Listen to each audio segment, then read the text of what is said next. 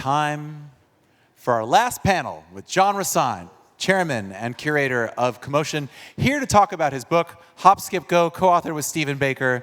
John, I hand it off to you for the final handoff of CoMotion 2019. Come on up. Thanks very much. It's really good to be back.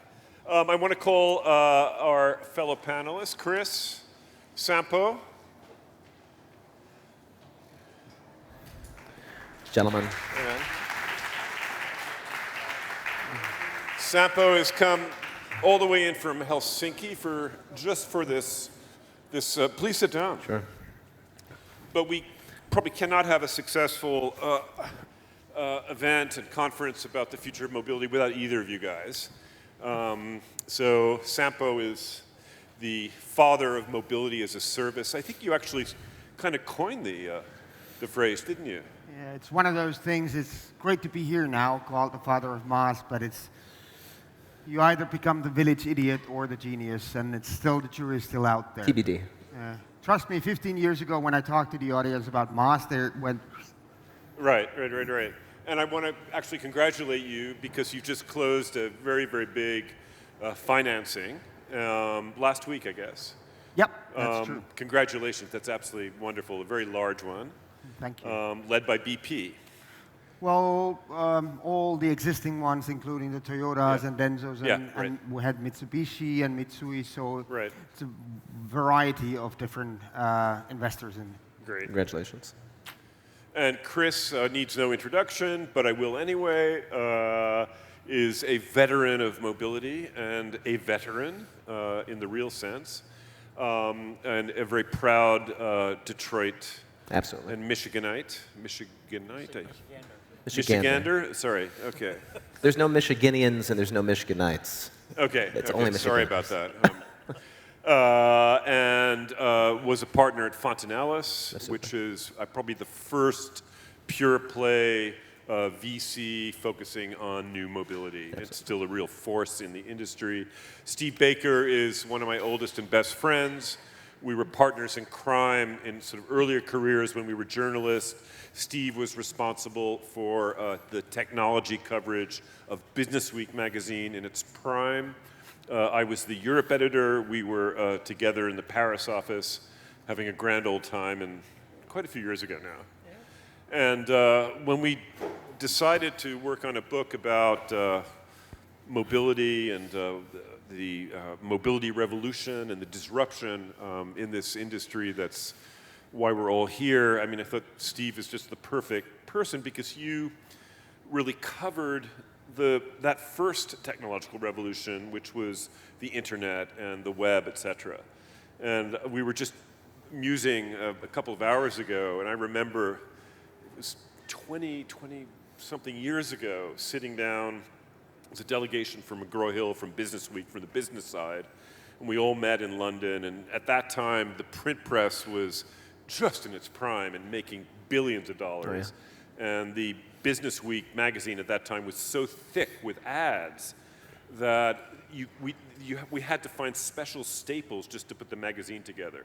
And it was raking in hundreds and hundreds of millions of dollars. And so we all met up in London, and Steve said, guys, you really have to think about the future when people will be reading Business Week on this thing. And he took out this sort of Motorola, Nokia phone. And I mean, there was this kind of complete, oh, well, that's an interesting thing next, and right, Steve? Hey, thanks for the crazy idea. Yeah. You guys are making old media cry right now, but that's exactly what happened. Well, what's left of old media. Yeah. But let's talk about the future, and Sampo and Chris. And one of the things that I think would be interesting to chat about is what comes next. And specifically Helsinki, where you live, Detroit, where you live, two great cities that are really like LA at the kind of crossroads of this great disruption that's shaking the industry. What's coming next down the pike in both of your cities? Well, I would put it this way. we spend a lot of time in mobility. We spend about 90 minutes all the time there. We spend a lot of parts of our brains there. We all are probably about the age that, in the 80s, we remembered a lot of phone numbers. We didn't have our personal mobile operator back then. There was a lot of things that were different. And there seems to be a tendency that we all kind of want to be lazy, and that's what technology wants to help us. I think one of the next things is that we'll stop asking, how do I get there? Because I don't want to know. I just actually want to get there. And the more we have the likes of us who actually combine all kinds of stuff together and just say, okay, you don't need to worry about it anymore. I'm your mobility operator. I'll fix everything you want. And people will start getting used to that. They want the convenience. They want all of these things, but they don't want to be bothered by, okay, what all? And I suppose that's one of those things that we'll get rid of in our brain. After that, I'll say that the mobility will be part of entertainment, because it's the last part still unsold. So we will start having more and more. The competition will no longer be, okay, who takes you more efficiently and such.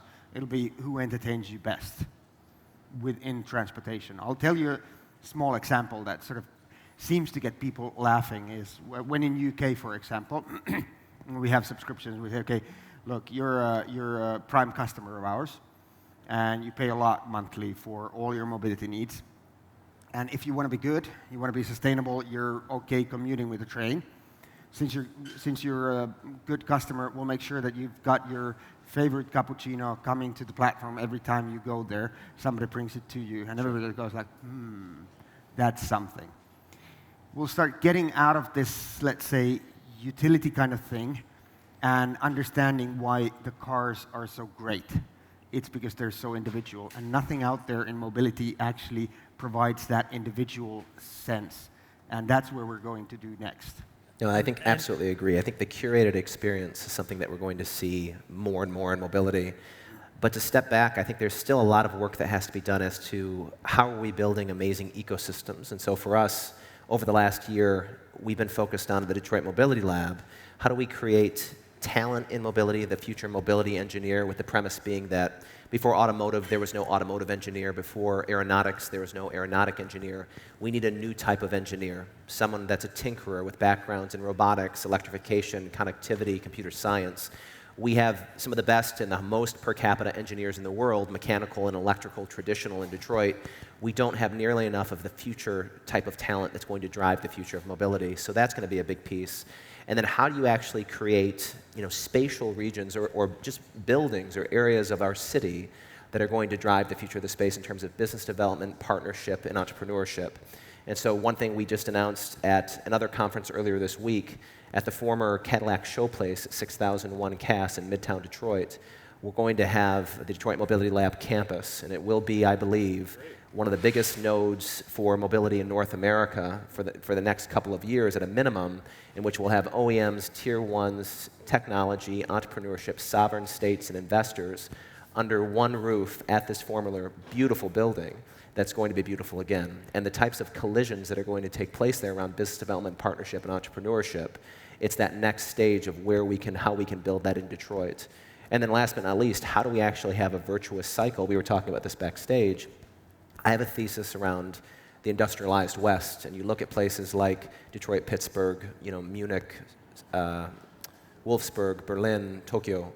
They have driven and moved the world for the last 100 years. We have an opportunity with tremendous balance sheets, pretty good strategy, and real fear in these ecosystems to help build amazing ecosystems in our locations and drive innovation. And I think that's going to be the next big sprint that we take over the next 5 to 10 years. Interesting. And let's not forget, LA also is, it is North America's largest manufacturing city. It's not the kind of manufacturing you do in Detroit, but it's still, we still make things here. Steve? What about what's going to happen? Well, let's... Yeah. I think that, that there's going to be, I think the last panel they were talking about automation. Yeah. And automation is going to create all kinds of jobs that a lot of people don't think about, like who's going to clean the spilled cappuccino in that car that Sampo was talking about.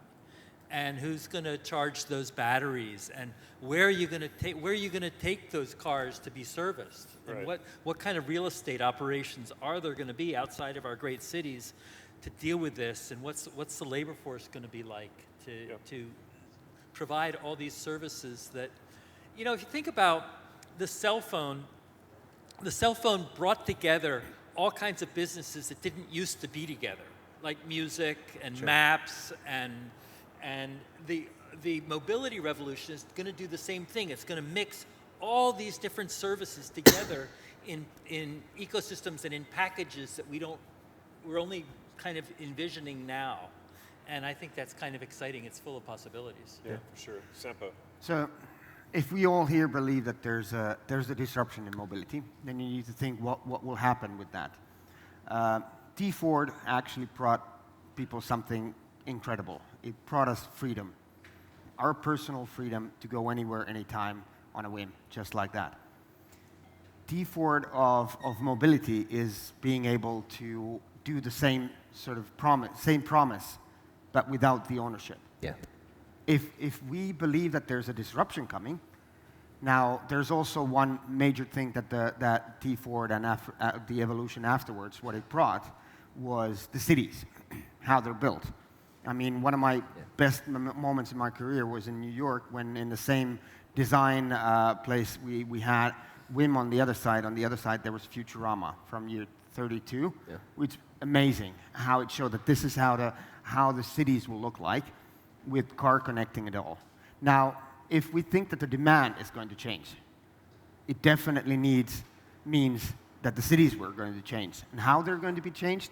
Well, if we're going to use multiple modes like that, now everyone in transport, how we think about cities, it's like this. We talk about corridors, because that's how an owned car actually functions. But when we go a bit further from that, then the whole logic of the city is no longer based on corridors, it's based on hubs. And that actually changes a lot within the city.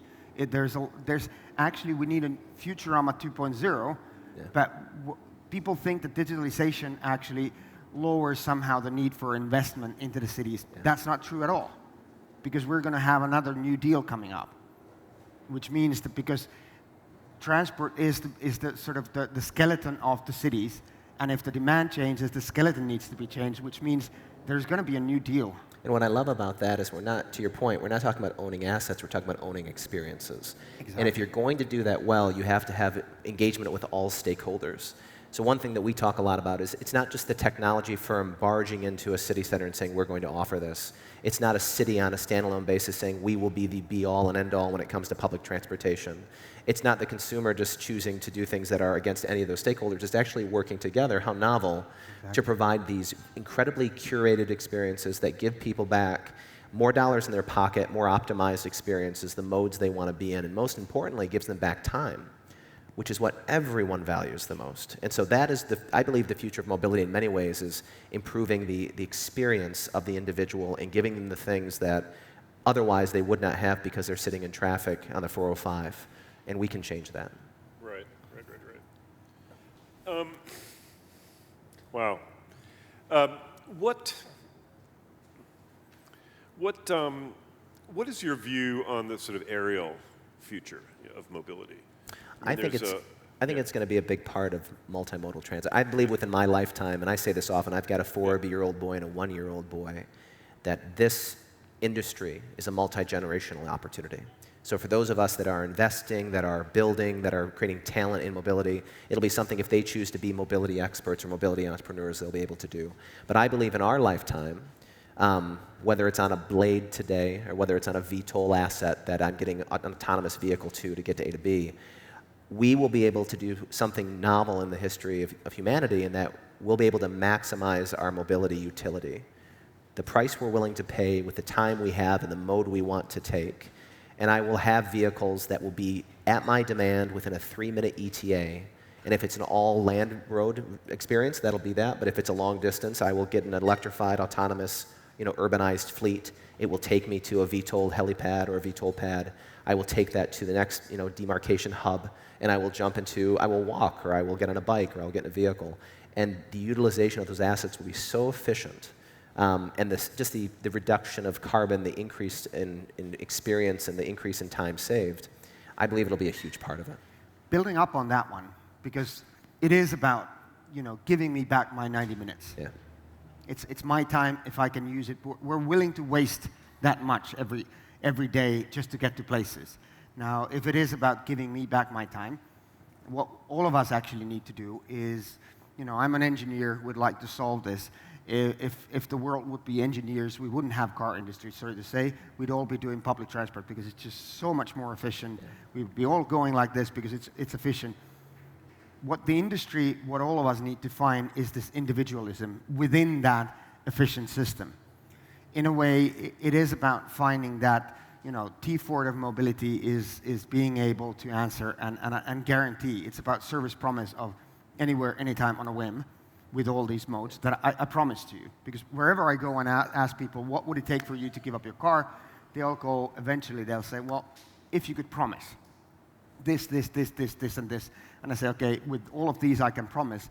But then the next thing is, how do we build the Ferrari of mobility? What will be the thing that you desire? And this is really important, because the car industry has been extremely good at one thing. If we'd be smart and rational, we'd all buy the cheapest Kias, wouldn't we?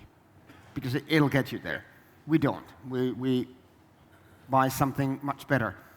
It would be foolish to lose all that value that's been created over 100 years now. Yeah. So the thing is, how do we hold on to the same average revenue per user and give people the sort of aspirational part of, okay, this is the things I want. And because only by liberating that and holding on to that do we have enough money to invest, it's a great to develop. Point. And I think offering those premium services, it's not a binary decision with regard to serving the needs of the community either. You can do both in a really amazing way. Exactly. And monetize those assets and provide. But like, for example, every Lyft that I've taken while I've been in Los Angeles has been a Lyft line. I've shared every one, or I haven't been matched with someone, so I got the vehicle. Why is that? Because I manage my time well, and I'm doing calls and email, and I don't mind spending an additional 10 minutes to save $20. Those are the kind of decisions that the consumer should be left to make, but that we can provide really holistic services that aren't being provided right now. It's a great point. But then to hold on, been doing that, so we then try to ask what would keep on the value. We know that the car is used about 4% of the time. I recently realized that people get to experience about 6 cars during their lifetime, whereas we can say, hey... Oh, that's sad. That is sad. So through us, we can say, you can do 100. Right. And don't sell for one. Change all the time. Go for all these new things. And I have to say, even personally, since I've been having to take my medicine with my kids and everything, I haven't been a car enthusiast. My wife, my kids, none of them have been. For a year, we've been changing the car all the time because, whenever we grab one, we just take it. Now my kids, they just don't settle for the cars they used to because they've seen all the good stuff. They say, no, does it have that kind of navigator? No, don't get it because we don't like that. How about the media system? No, that's not good. So actually, there's a lot of new type of value in saying that instead of that one car, we'll get you a lot of new ones. It's important because still, even with the Lyft and Ubers, there isn't anything out there that gives you so much added value. No, that's great. Car. It's a utility, and that's a fair point. That's true. We don't want it to be a utility. Yeah. That's what I learned from Nokia, guys. They said, don't do the same mistake. Don't make this into a utility business. Well, but just to push back a little bit, and then we can move on, I do think that there will be some consumers that won't care. There'll be some consumers that really just care about A to B at the cheapest cost. Of course. But there's lots of utility in that spectrum for sure. When we were doing the book, we wanted to look at different cities, and we looked at Helsinki. We looked a little bit at Detroit. It wasn't one of the focus points. We looked at Los Angeles, Dubai, and Shanghai. And in Dubai and Shanghai, the vision is more to create something like the Amazon supply chain and sure. have a ton of information and basically manage movement. And so one of the great joys of the 20th century was the freedom to get lost and the freedom to waste massive amounts of time and energy. And I still do that. Yeah, right. So what do you think? I mean, what's going to happen with these cities that have more authoritarian governments and greater control over the data and can manage people more efficiently, are we going to find ourselves chasing that model for competitive reasons? I tend to say I was with Sydney Transport Authority, and then they wanted to go for, let's say, open, competitive MaaS kind of environment, but found it hard sometimes politically because it would be much more effective to do it centrally and like that. You know, I come from a country where former Soviet Union was our neighbor. They kind of tried that, didn't really work that much.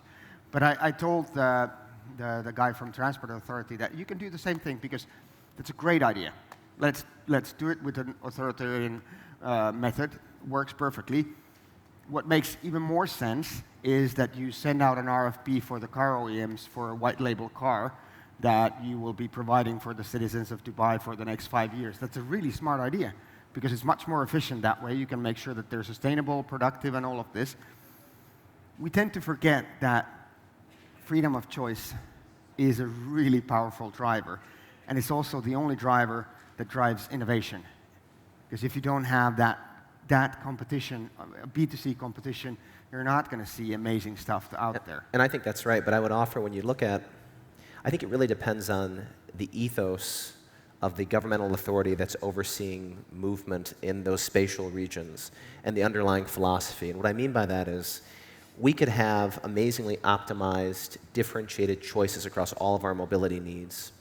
But if all of that data is tracked, and not just the data, but you are being tracked, and in ways that is not protecting your privacy and protecting other things that we take for granted in the West, I think we are sacrificing core attributes of who we aspire to be. Exactly. And along those lines, I mean, I think that in our lifetime we will see a very distinct bifurcation between China and the West.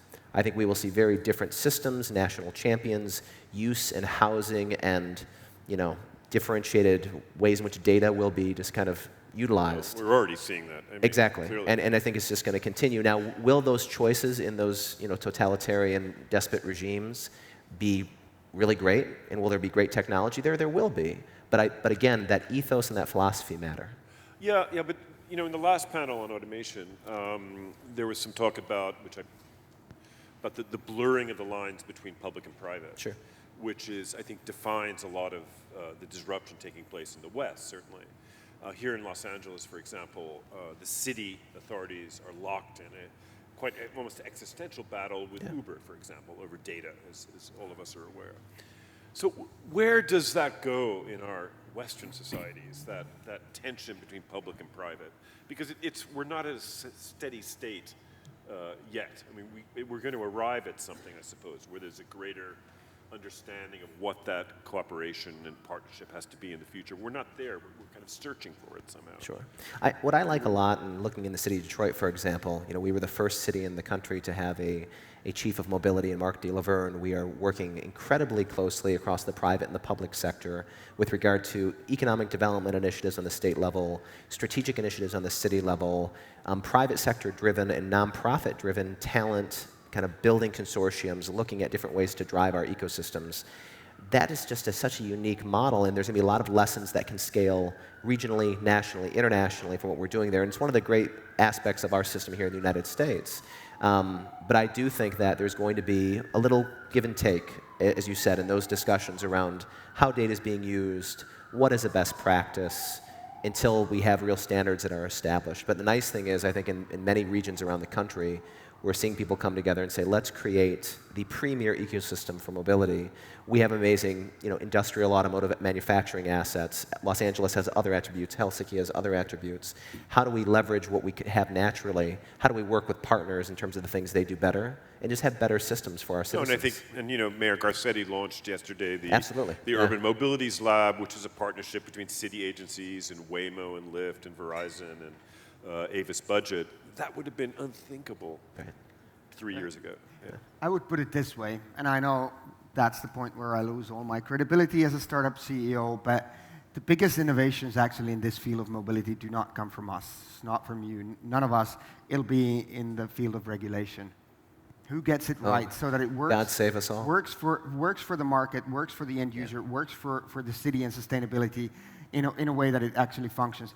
It's good to draw analogies. I mean, with car industry, the government will say how the headlights, what the functions should be and how it is, and then you guys then the car manufacturers get to do it the way that they want it. It leaves enough space for innovation, but it makes sure that, okay, we've got standards here. And I suppose in the field of mobility, there's fast players that have come into the play, and of course any player, whether you're playing football or basketball or something else, you want to make the rules because of course if I'm a player there, I want to make it so that I play well. And let's say the referees haven't been out there, they haven't been making the rules, but it's about time that the policymakers come in and say, okay, here's how we're going to play, it's going to be a good market, we're going to make sure that these things function, but these are the rules. No, it's an important insight, and I think from a regulatory perspective, we are seeing innovation. And it's after maybe some over-regulation or under-regulation, which has caused a need to react. But that reaction many times gets all the stakeholders in the room, and policies being put forward today that's really driven based on the consumer, aka the citizen. How do we best serve people in the city of Detroit and the east and the west side of our city? Transport deserts. How are we making just traditional bus routes using algorithmic pickups and ways in which we can better service those citizens? The meat and potatoes of how we actually service people in a better way to make sure they have one of the most important rights as individuals in any city in the world, the ability to get to A to B. I think that's something that's very exciting. Yeah. I really like the LA Bill of Rights for mobility. It starts with the rights, the user rights. Right. It's a good way always to start. Right. I just wanted to say that these two gentlemen are both in the book that's here, and Yes, they each have a chapter, and which is great. We'd be happy to sign them if you want to buy them. First buy them, though. Yeah, okay. That's the spirit, Steve. But I want to thank you guys. I mean, I think probably the bottom line is that this is probably the most exciting period, really, to be alive. If you're looking in this, at mobility and transportation and the future of cities and. Wow. I mean, the future is so ripe with possibilities. That point is so important because you guys, I think, have done an amazing job of capturing the last 10 years. And those of us that have been very privileged to be a part of kind of driving this, the best is yet to come. Oh, yeah. The innovation we're going to see in all aspects of movement, air, land, and sea, autonomous and otherwise, differentiated kind of horizontal technologies. There's so much still left to invent, to deploy, and to better the lives of individuals, and value to be created, and to help all of our cities. It's exciting. Thank you very much. Thank Let's you give so a really much. big hand to Sampo.